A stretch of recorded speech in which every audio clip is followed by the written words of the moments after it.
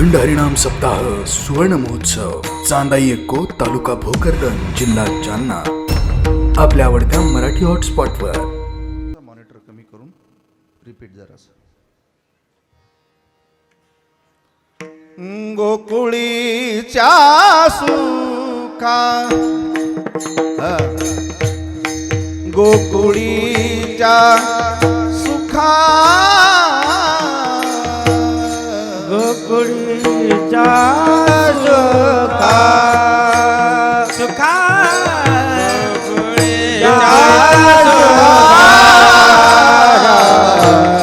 गोकुळीच्या सुखा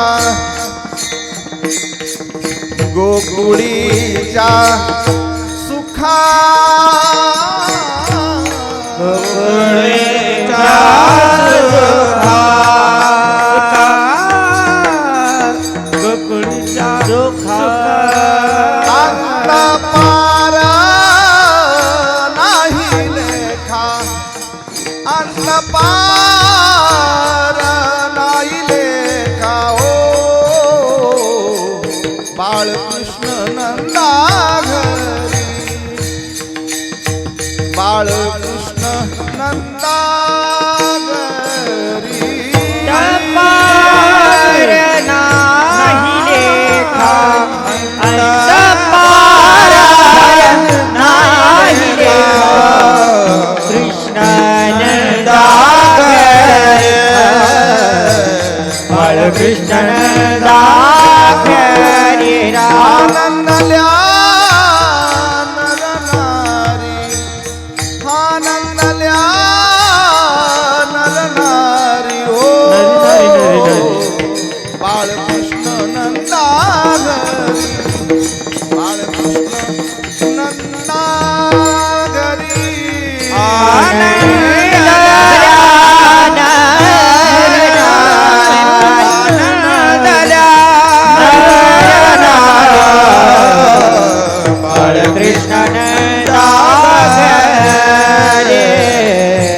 कृष्ण नंदा घरी गुडिया तोरणे गुडिया तोरणे गुडिया तोरणे गुडिया तोरणे कथा गाती गाणे करीती कथा गाती गाणे ओ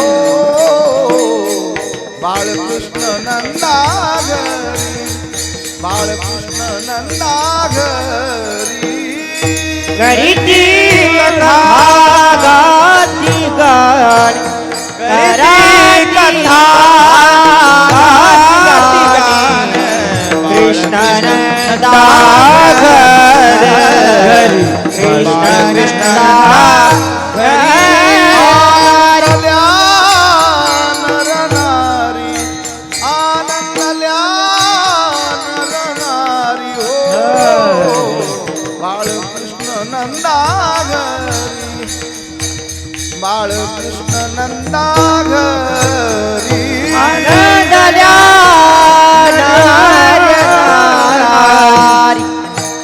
आनंदल्या नरनारी बाळकृष्ण नंदा घरी कृष्ण नंदा तुका मने छंद हा तुका मने छंद तुका मने छंद तुका मने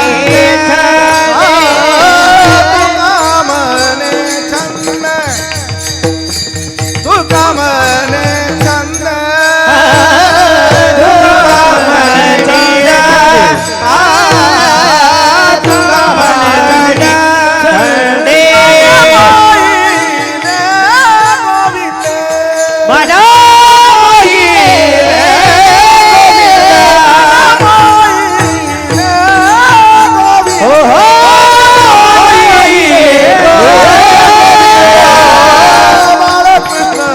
गोकुळीच्या सुखा गोकुळ सुखा गोकुळीच्या सुखा गोकुळीच्या सुखा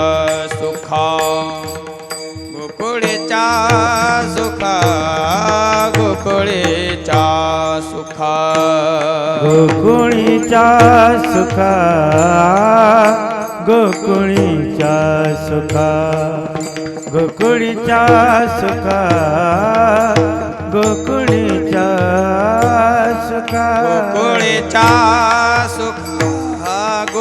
गोकुळीच्या सुखा गोकुळीच्या सुखा गोकुळीच्या सुखा अंत पार नाही लेखा अंत पार नाही लेखा बाळ कृष्ण नंदघरी बाळ कृष्ण नंदघरी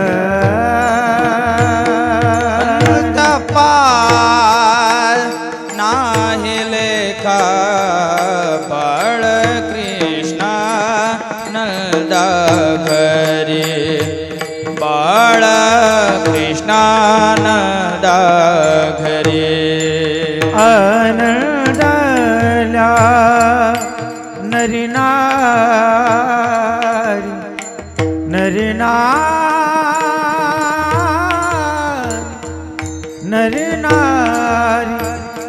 नरिनारी नरिनारी नरिनारी आनंदला नरिनारी नरिनारी बाळकृष्ण नंदघरी बाळकृष्ण नंदघरी आनंदला नरनार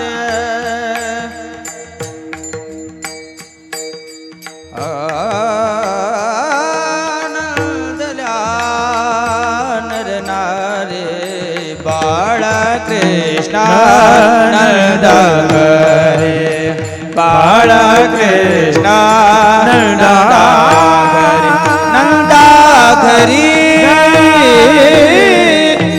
विठ्ठल विठ्ठल विठ्ठल विठ्ठल विठ्ठल विठ्ठल विठ्ठल विठ्ठल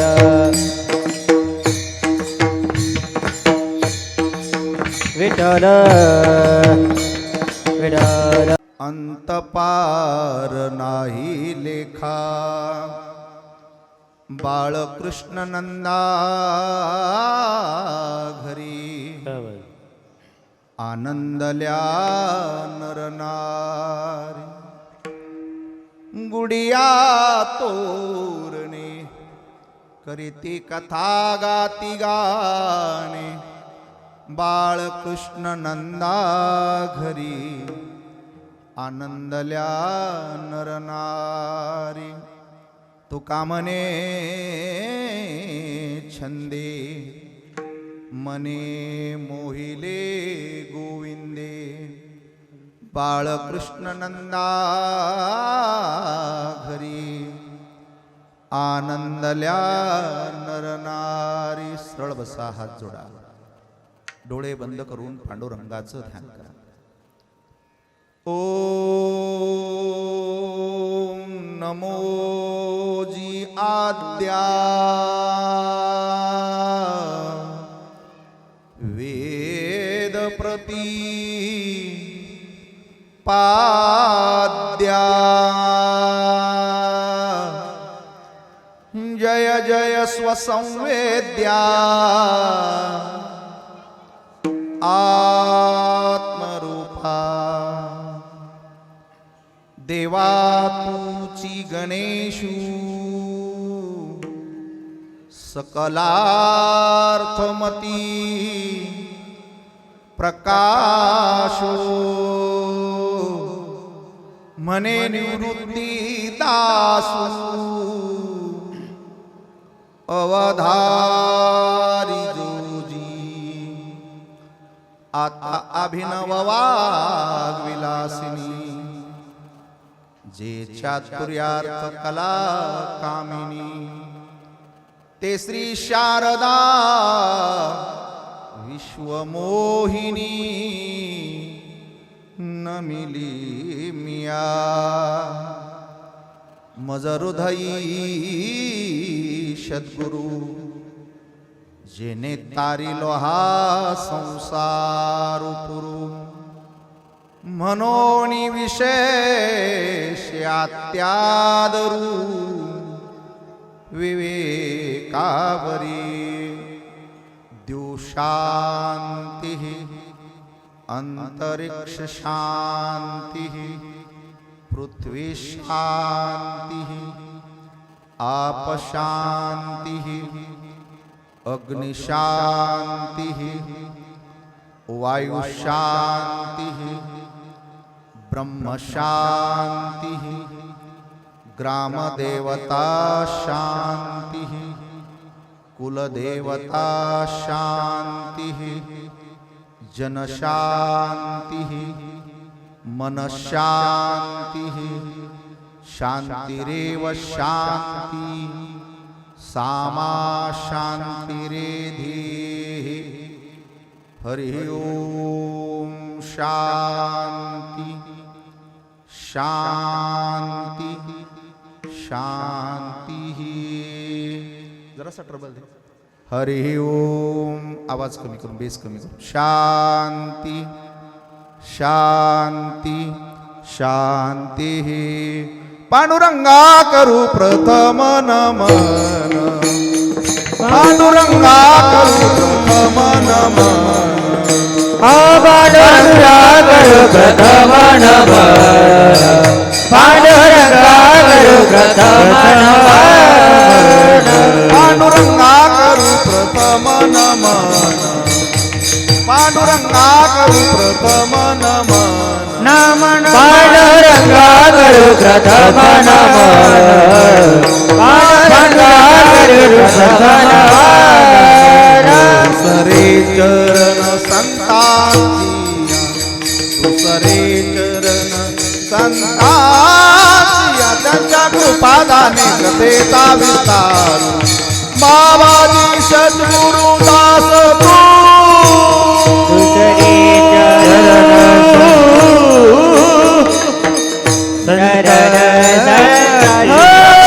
त्यांच्या कृपादाने कथेचा विस्तार बाबाजी सद्गुरु दास ओम नमो ज्ञानेश्वरा करुणाकरा दयाळा तुमचा अनुग्रह लाधलो पावन झालो चरात ओम नमो ज्ञानेश्वरा करुणाकरा दयाळा तुमचा अनुग्रह लाधलो पावन झालो चरा शरण शरण शरण हनुमंता तुम्हालो रामदूता तुम्हालो रामदूता तुम्हारो रामदूता तुम्हारो रामदूता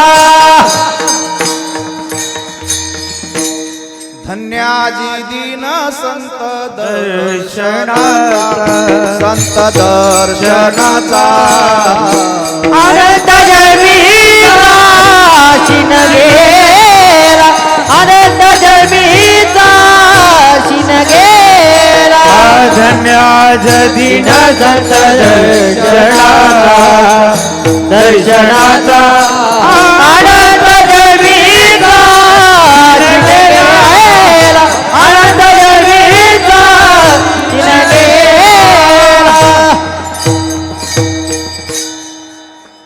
गोकुळीच्या सुखा अंत पार नाही लेखा बाळकृष्ण नंदा घरी आनंदल्या नरनारी जोरात टाळी वाजवून सगळेजण भजन करा विठ्ठल विठ्ठल विठ्ठल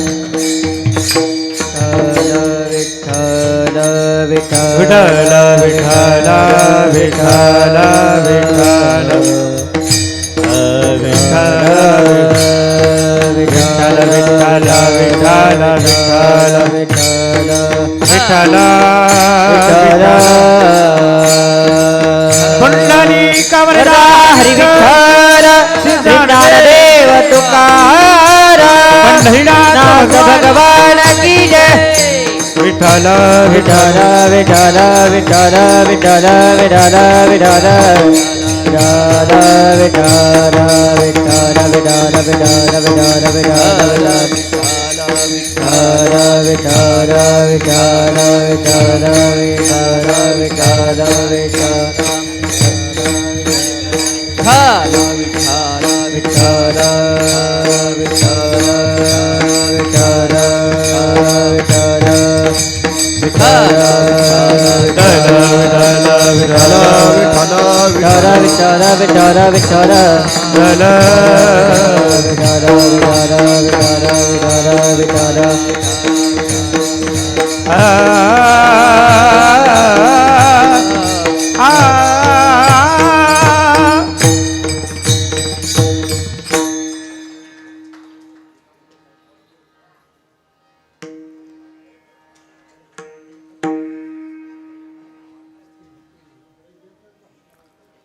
संत शिरोमणी ज्ञानेश्वर माऊली, तत्वज्ञ जगद्गुरु श्री संत तुकाराम महाराज आणि समचरण पांडुरंगाच्या चरणी आपल्या सर्वांच्या साक्षीनं साष्टांग लोटांगण घालून या प्रांताचं आराध्य दैवत भगवान श्री राजुरेश्वर,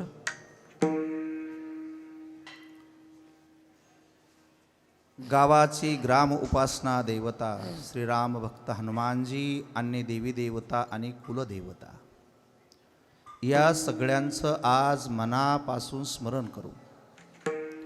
आपल्या सर्वांच्या कितीतरी जन्माच्या शुद्ध पुण्याईने वारकरी संप्रदायासारख्या पवित्र माध्यमातून 50 वर्षाची साधना ग्रामस्थांनी अत्यंत श्रद्धेनं जोपासली, वाढवली, मोठी केली आणि पूर्णत्वाला नेली. 50 वर्ष माऊली तुकोबारायांच्या विचाराचा जागर केल्यामुळं मी समस्त ग्रामस्थांना लोटांगण घालून मनापासून अभिवादन करतो. भागवत संप्रदायाचे विचार तळागाळातल्या माणसाला जीवन उपयोगी आहेत. अखंड हरिनाम सप्ताहाकडे पाहत असताना जीवन विकासाचं माध्यम म्हणून पाहिलं पाहिजे, लोक जीवनाचा उत्तम मार्ग म्हणून पाहिला पाहिजे. आणि 50वा सुवर्ण मोजतो तेव्हा होतो जेव्हा प्रपंचातल्या आणि अंतःकरणातल्या विकाराची निवृत्ती होते, दृष्टी समान होते, भेदभाव संपून जातो. ज्या रस्त्यावरती पाय टाकला तिथे चैतन्यमयाची सतत अनुभूती येते, त्याला सुवर्ण महोत्सव असं म्हणत जावा. सुवर्ण या शब्दाचा अर्थ होतो अविनाशी धातू. आपली बुद्धी जेव्हा विकाररहित होते आणि खऱ्या आनंदाला प्राप्त होते, त्याला सुवर्ण महोत्सव म्हणत जावं. आपली 50 वर्ष पूर्ण झाली. या आनंदात तुम्ही एकमेकाच्या मनातल्या गाठी इथे सोडून द्या. जाती पाती विकार विकृती राजकारण अशा कुठल्याही गोष्टी मनात न घेता ज्या गावात मी जन्मलो, या गावाचा स्वर्ग करण्यासाठी आम्ही सगळे एक होऊ. या 50 वर्षाच्या काळात तुम्हाला काय मिळालं तर या भक्तीने तुम्हाला एका ठिकाणी आणून बसवलं. याच्यापेक्षा अजून काय पाहिजे. आज माणसं माणसापासून दूर गेलेली आहे, पांगलेली आहे. प्रसार माध्यम तुमच्या बुद्धीचा भेद करत आहे. अनेक गोष्टी तुम्हाला विकाराकडे नेत असताना माऊली आणि तुकोबारायांचे विचार पुन्हा या जातीचा त्या जातीचा, गरीब श्रीमंत लहान मोठा भेदभाव सगळं काही विसरून एका मंडपात बसू शकतो आणि सगळा गाव जेव्हा एका ठिकाणी येऊन तुपपोळीचं जेवण करतो, याचा अर्थ असा होतो की या गावात आता कुठलाही भेद नाही. हे गाव पुन्हा 100 वर्षासाठी अतिशय पवित्रपणानं अतिशय शांतपणाने पुढे जावं. म्हणून मी आपलं करावं तेवढं कौतुक अतिशय कमी आहे. तुम्ही जागर केला भागवत धर्माचा, पताका वाढवली, मान वाढवला संप्रदायाचा. संप्रदायाचं फळ 50 वर्षानंतर आज काल्याच्या कीर्तनाने तुमच्या पदरात पडणार आहे. आणि या अतिशय महत्त्वाच्या क्षणाची ही सेवा समस्त ग्रामस्थांनी संयोजक आयोजकांनी मला दिल्याबद्दल मी आपला सदैव मनापासून ऋणी राहील. कारण पुन्हा सुवर्ण महोत्सव या गावात होणार नाही आणि झाला तरी आपण तिथे असणार नाही. अनेक कीर्तनं होतील, पण या सुवर्ण क्षणाचा मी साक्षीदार आहे याची मला आयुष्यभर आठवण राहील. त्यामुळे पुन्हा एकदा मी आपल्याला मनापासून धन्यवाद देतो. 7 दिवस अत्यंत पवित्र भावनेने संतांचे विचार ज्यांनी आपल्यापर्यंत प्रसारित केले अशा सर्व कीर्तनकारांना मी धन्यवाद देतो. ज्यांनी या गावामध्ये सात्विकता, भावनिकता, शुद्धता निर्माण केल्यासाठी काकडा केला असेल, हरिपाठ केला असेल, गाथ्यावरचं भजन केलं असेल, टाळ वाजवले असतील, विणा घेतला असेल, मृदंग वाजवले असतील, चाली म्हणल्या असतील, भक्ती केली असेल, संसिष्टींची सेवा दिली असेल, पंक्ती घेतल्या असतील, चहा दिला असेल, झाडून काढला असेल, सुंदर रांगोळ्या काढल्या असतील, किंबहुना अशा विविध माध्यमातून सगळेजण तुम्ही यात समाविष्ट झालात. आज तुमच्या आयुष्यातला हा सुवर्ण अक्षराने लिहावा असा दिवस आहे. त्यासाठी मी सर्व ग्रामस्थांना, विशेष करून आयोजकांना, हरिभक्तीपरायण संपत महाराज, हरिभक्तीपरायण शिवहरी महाराज, मोरे महाराजांचे मला जास्त फोन झाले. कुठे बसलेत मोरे महाराज? कुंडलिक महाराज मोरे. मला आपली नावं जरी माहिती नसली तरी दोन्ही मृदंगासह दादा महाराजांसह मी आपल्या सगळ्यांच्या पायाशी हात लावून आपल्याला मनापासून अभिवादन करतो. भाग्यवान आहात आपण, अनेक जन्माचं पुण्य घेऊन इथे बसलात की 50 वर्षाचा हा सोहळा तुम्हाला साजरा करायचा आहे. या 50 वर्षाचं फळ तुम्हाला काय मिळणार आहे? तर पहिली गोष्ट असती, प्रपंचात माणूस संपत असतो.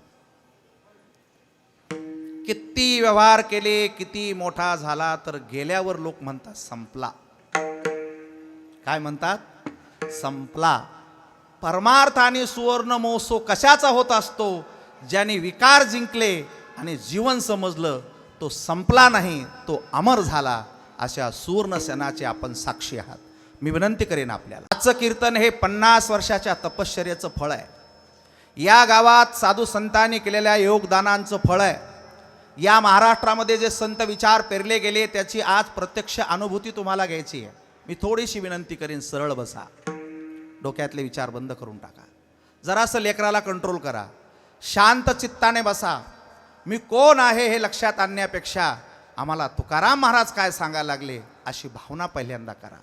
एखाद्या मोबाईलवर बोलत असताना आपण त्या मोबाईलचं ध्यान करत नाही. जी व्यक्ती आपल्याला बोलते ती आपल्या डोळ्यासमोर उभी राहते. कीर्तन ऐकताना तर तेच व्हावं की जे कीर्तनकार बोलायला लागले ती व्यक्ती बोलत नसून मला तुकाराम महाराज बोलत आहे अशी अनुभूती आणि प्रतीती जेव्हा येते तेव्हा त्याला काला म्हणतात.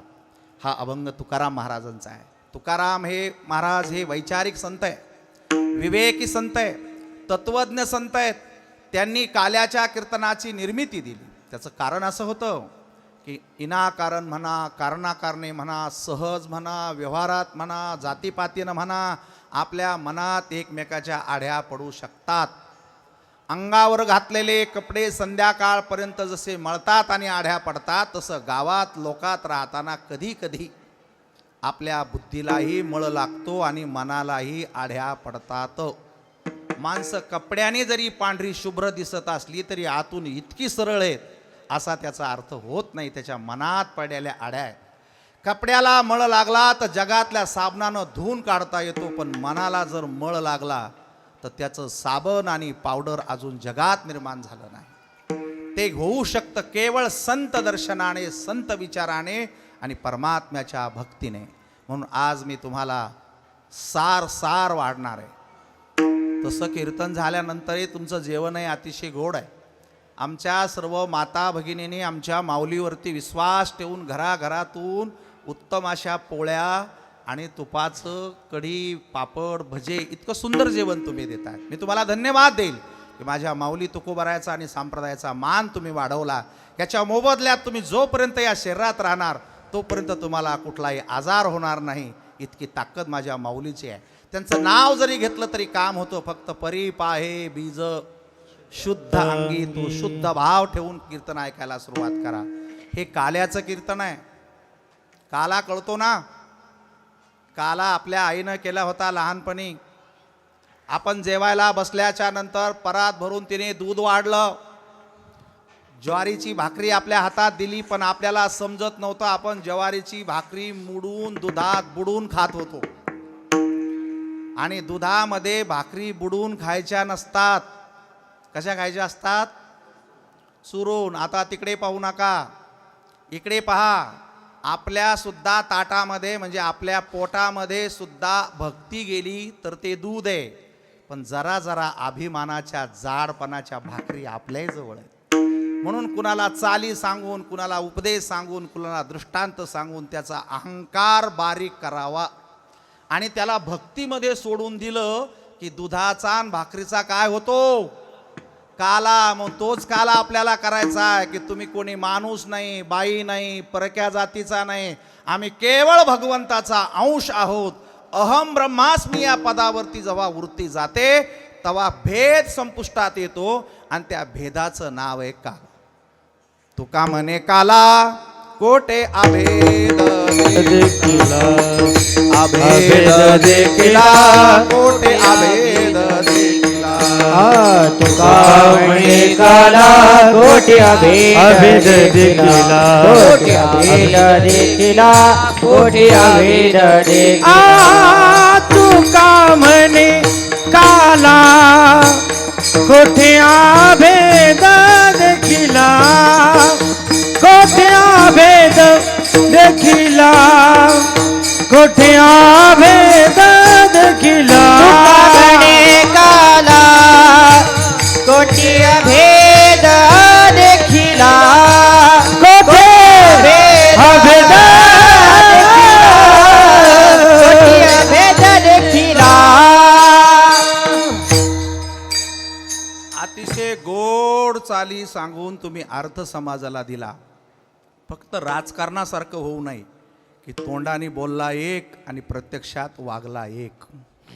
राजकारणात जमतं असं तुमच्या गावाच्या तलावाचं काम केल्याशिवाय राहणार नाही, तुमचा रस्ता केल्याशिवाय राहणार नाही असा बोलणारा कधीच काम करीत नसतो. हा अभंग म्हणत असताना आपण कुणाचा द्वेष तर करत नाही ना याची आठवण सुद्धा चाली म्हणणाऱ्याला राहिली पाहिजे. माझ्या मनातला अहंकार ज्या दिवशी जाईल त्या दिवशी माझा काला होईल. काला माणसात तरी झाला पाहिजे, काला तर इंद्रियाचा पण झाला पाहिजे. आपल्या कानाचे, मनाचे, डोक्याचे एक विचार झाले पाहिजेत. विचार जर चांगले झाले तर तुमचा सुवर्ण महोत्सव कामी आला. सज्जन हो, माणसातला बदल कशानंच होत नाही. मी आज तुम्हाला असं दान आणि सार देतो, माझ्या शब्दावरती लक्ष ठेवा. माणसाच्या सर्वांगीण विकासाचं मुख्य कारण आहे त्याच्यात झालेल्या बुद्धीचा विकास. जीवन जगण्यासाठी कुठलाही पुरुषार्थ प्राप्त करायचा असेल तर तो फक्त केवळ विचारानेच होऊ शकतो. बुद्धीच्या विकासाशिवाय पृथ्वीवरती मोठं होता येणार नाही. हे काल्याच्या कीर्तनात ऐकणाऱ्या श्रोत्यांनी कायम ध्यानात ठेवा. याचा फायदा काय होईल? जर बुद्धीचा विकास झाल्याशिवाय मला काही मिळणारच नसेल तर तुमच्या अंधश्रद्धेला काडी लावली आज आम्ही. फक्त तुमचे विचार चांगले करा, चांगल्या शाळेत जा, चांगला अभ्यास करा, दिवसातून 8-10 तास वाचित राहा. जगामध्ये ज्ञानाचा पूर आलेला आहे पण वाचाल तर ना. तुमची लेकरं जेव्हा विवेकी होतील, विचारवान होतील, बुद्धिमान होतील तरच ते मोठे होतील. गावातलं एखादं लेकरू शाळेत जातं आणि शाळेत गेल्याच्या नंतर ते D.Ed करून शिक्षक होतं. आज शिक्षकाला लाखाच्या बराबरीत पगार मिळतो. हे मिळणारं फळ त्याने केलेल्या कोणत्याही साधनेचं नसून त्याच्या केलेल्या बुद्धीचा परिपाक आहे. एखाद्या माणसाला जर डॉक्टरचं ज्ञान झालं तर तो 2 गोळ्यावरती आपल्याला नीट करत नाही, तो 2 सलाईन लावल्याशिवाय आपल्याला सोडणार नाही. बुद्धीचा विकास हा दुसऱ्याला फसवत असतो.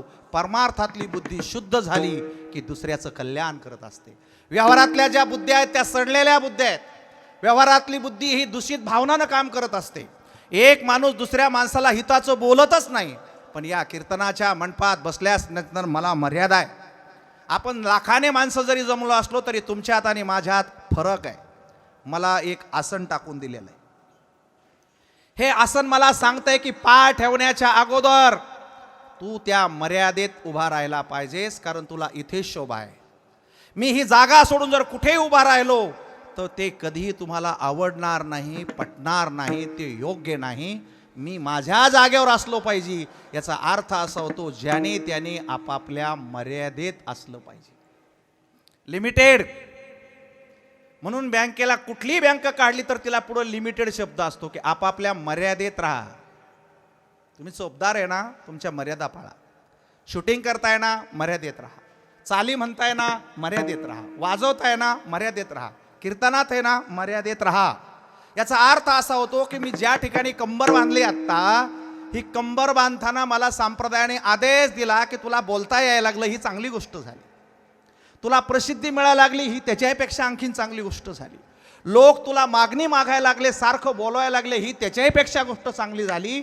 पण लक्षात ठेव, अभंगाच्या संदेशाच्या व्यतिरिक्त लोकाला टिंगल टवाळ्या सांगत बसून त्यांचं आणि तुझं वाटलं करून घेऊ नको. मला मर्यादेत बांधून ठेवलेलं आहे. संसारातल्या पंचेट गोष्टी सांगण्यासाठी तू इथे आला नाहीस, त्या लोकाला अगोदरच माहिती आहे. मनोरंजन करण्यासाठी मी तुमच्याकडे आलो नाही, त्याचं 24 तास टी व्हीवर सुरूच आहे. मी त्याच्यासाठी आलोय की जेणेकरून तुम्हाला खरी सुखाची प्राप्ती होईल. म्हणून बोलता आलं म्हणून काही बोलत जाऊ नये, माईक लावलाय म्हणून बोलत जाऊ नये, लोकांनी संधी दिली म्हणून काही बोलत जाऊ नये. कुणाचं मन न दुखवता, उपहास न करता, द्वेष न करता, त्याच्या हळूच अंतकरणात जाऊन त्याचं विचाराचं परिवर्तन करण्यासाठी माझी कंबर बांधलेली आहे. माझ्या डोक्यावरती फेटा आहे. हा फेटा मी विनाकारण बांधलेला नाही. मला फेटा बांधलेला आवडत नाही, माझं वय नाही, पण मला फेटा बांधून असं सांगितलंय की तुला पाहिल्यानंतर आणि तू दुसऱ्याला पाहत असताना तुमच्या वासना वाढू नयेत, यासाठी मला फेटा बांधून ठेवलाय. कारण ज्या माणसाला फेटा बांधला त्याच्याकडे जास्त लक्ष देऊन कोणी पाहत नाही, कारण वासना निवृत्त झालेली असते.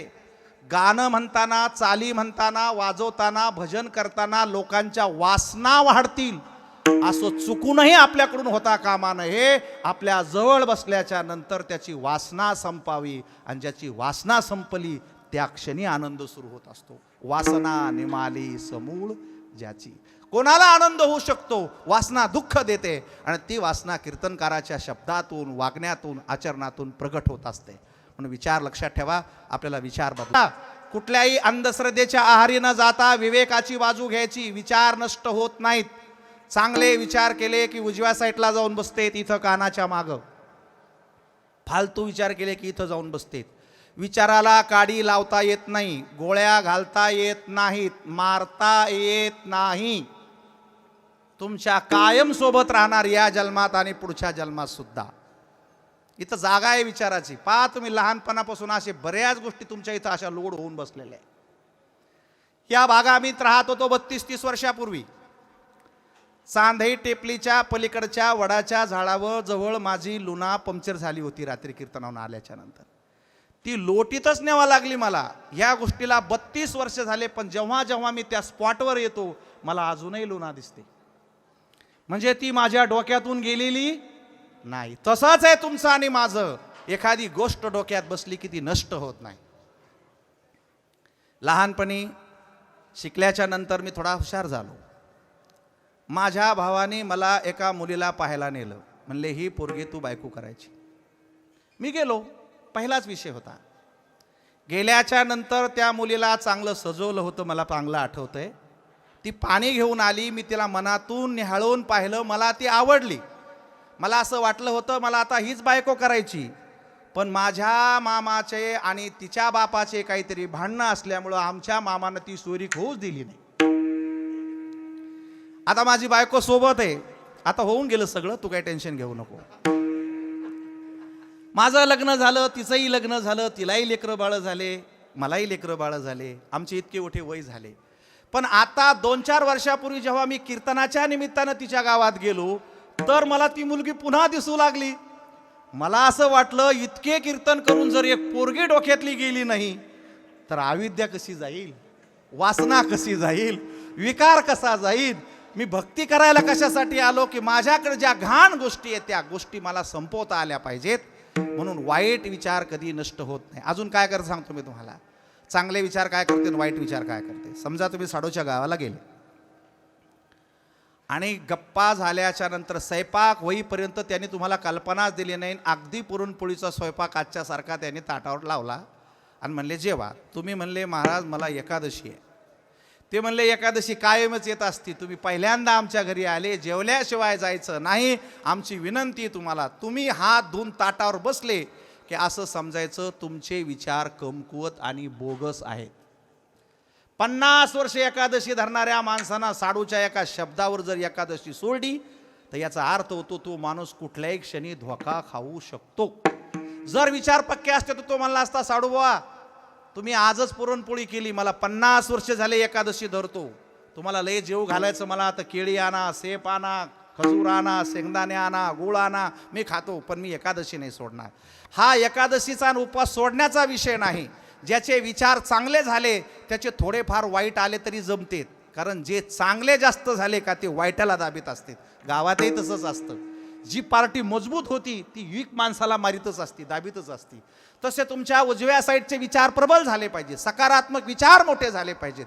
एखादी गोष्ट जरी कमी जास्त समोर आली तरी तुम्हाला तिला दाबता आलं पाहिजे आणि चांगल्या विचाराने तुम्हाला पुढे जाता आला पाहिजे. म्हणून लक्षात ठेवा, इथे विवेकाशिवाय काहीही होत नाही.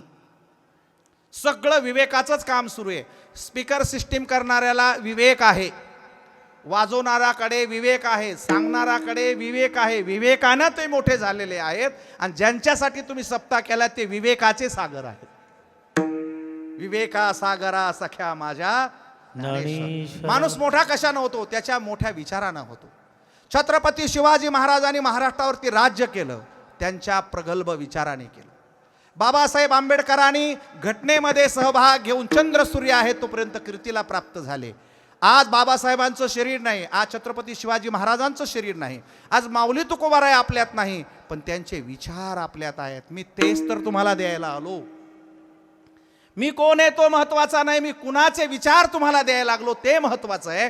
ते विचार संतांचे, ते विचार कल्याणाचे, ते विचार सुखाचे, ते विचार शांतीचे. म्हणून 50 वर्ष तुम्ही ही पताका खांद्यावरती घेतली. विचाराने माणूस मोठा होतो. आपण दाभोळकराला मारू शकलो पण त्यांचे विचार मारता नाही आले. म्हणून तुम्ही बसलेले आहेत ना, तुमच्या सुद्धा असेच विचार आहे. म्हणून कधी कधी विचार जर खाली आले तर माणसाला बोलता बोलता म्हणते, ए गध्या. माणसाला गध्या म्हणण्याचं काय कारण आहे? त्याच्या विचाराची लेवल खाली गेली की लोक त्याला गध्या म्हणल्याशिवाय राहणार नाही. माणूस गधा नाही, माणूसच आहे तो, फक्त त्याच्या वागण्याची विचाराची काय गेली खाली, लेवल गेली, पातळी खाली गेली. तुमच्याकडे तसंच आहे महिलाचं. असं बोलता बोलता जरासं पेटलं तर एक बाई दुसऱ्या बाईला पण असंच म्हणते, ए कुत्रे. आपण तिला, मला तू कुत्री का म्हणली? ती म्हणली, ही दिसायलाच बाई आहे, हिच्या संग राहून पहा. कुत्र्यासारखं धावं ती माणसावर. माणसाला काही फरक नाही, तुमचं माझं शरीर सारखंच आहे. आपल्यात फरक आहे तो विचाराचा आहे. आणि विचाराचा जागर ज्या गावाने केला त्या गावात कायम आनंद व्हावा. असा आनंद कोणत्या अवतारात झाला होता? गोपाल कृष्णाच्या अवतारामध्ये. तो आनंद राम अवतारात झाला नाही. राम अवतारात तर सगळी दुःखच आहे. या बिचाऱ्याला लोकांनी राहू दिलं नाही, फिरू दिलं नाही. इकडून तिकडून पुढं सगळं संपून घरी आले तरी एक जण बोललाच, बायको सोडून द्यावा लागली. म्हणून कोणत्याच अवतारात आनंद घेता आला नाही. काल्याच्या कीर्तनात का झालं तर देवानी सगळ्याला सांगितलं की या गोकुळात मी आता राजा होणार नाही, देव होणार नाही, तुमच्या संग राहीन, तुमच्या संग बसन, तुमच्या संग खाईन. एक सांगू तुम्हाला, मोठा माणूस जेव्हा लहान माणसाच्या बराबरीत येतो का तेव्हा आनंद व्यक्त होत असतो. म्हणून तुम्ही थोडीशी गोष्ट करा माझी ऐकून, तुमच्याकडचा थोडासा अहंकार बाजूला टाका, थोडंसं खाली या, जरासं वाका, लय आनंद होतो, लय आनंद होतो. घरामध्ये SP साहेब होते. SPचा मोठा दरारा असतो. छोटासा नातू जवळ आला, नात जवळ आली. ती म्हणली, बाबा आम्हाला यायचं आज तुमच्या सोबत. SP म्हणले, आता ही काय पंचायत झाली? अरे मला दिवसभर काम आहे, व्याप आहे, मला वेळ नाही तुमच्याकडे. पण त्याने अशी पॅन्ट इथे धरली अशी पक्की. आता SPच्या खिशाला बंदूक आहे सोबत, पण SPला खाली यावं लागतंय. SP पण सोडून द्यावं लागतंय. ते खाली वाकले, नातीच्या गालाला म्हणले, बाई तुला काय याचं माझ्यासोबत? ती म्हणली, मला बाहुली आणायची. म्हणले बरं. नातवाला विचारलं, तुला काय याचं माझ्यासोबत? ती म्हणले, बाबा मला घोला आणायचा. साहेब म्हणले, आजच्या दिवस नेत नाही, पण संध्याकाळी घोला बी आणीन आणि बाहुली बी आणीन. थाटा माटा साहेब गाडीत बसले, ऑफिसला निघून गेले. संध्याकाळी 8:30 वाजता घरी आले. गाडीतून उतरल्याबरोबर नात आणि नातू दोन्ही पळत आले, दोन्ही पायाला पक्क धरलं. म्हणले, बाबा घोला, बाबा बाहुली. आणि साहेबाच्या डोक्यात प्रकाश पडला की संसारात कामाच्या यापात मी बाहुली घेतली नाही आणि घोडाही घेतला नाही. आता काय करणार? त्या लेकराकडे पाहता पाहता SPचे डोळे भरून आले. ते म्हणले, पोराओ मी बाहुला पण आणला आणि घोला पण आणला, ते नातू म्हणला मग दाखवा ना मला घोला. कमरेचं पिस्तूल बाजूला टाकून दिलं, डोक्याची कॅप बाजूला ठेवली आणि SP साहेब खाली वाकले, दोन्ही हात पुढं केले, कमरावर असे उभे राहिले, म्हणले ओरिजिनल घोला आणला, बसा. त्यांना काही कळत नव्हतं SP बिस्पी काय. त्याच्यात पटकन पोरगी पुढं बसली, नातू मागं बसला आणि त्या पोरीनं मग त्या घोल्याचे कान धरले. मागचा म्हणजे ए घोल्या चल, ए घोल्या चल, साहेब SP आहे. पण तो जेव्हा घोला होईन तेव्हा त्या लेकरात आनंद होऊ शकतो. तुम्ही सुद्धा खूप मोठेच आहात, पण अभिमान जोपर्यंत सोडणार नाही तोपर्यंत आनंदाची लेवल तुम्हाला कधी येणार नाही. देवाला तुमचं काहीच लागत नाही, तुम्हाला देवच होता येतं. फक्त अडचण एकच आहे, अभिमान गेला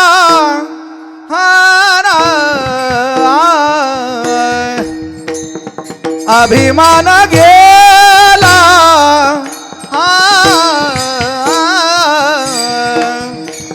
अभिमान गेला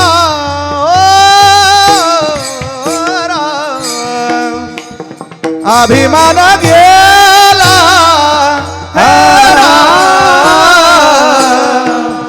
अभिमान गेला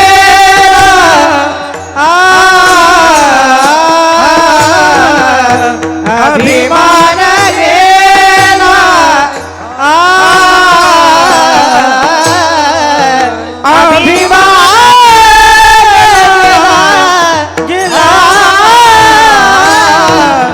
अभिमान गेला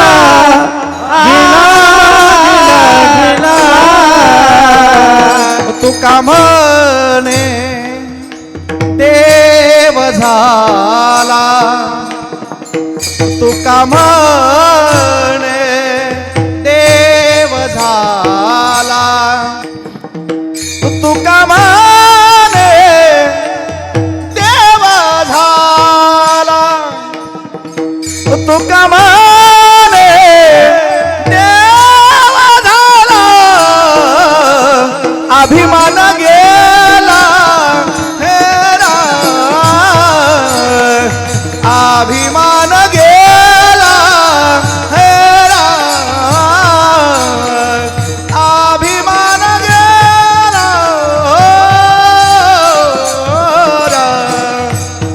अभिमान गेला हेरा, अभिमान गेला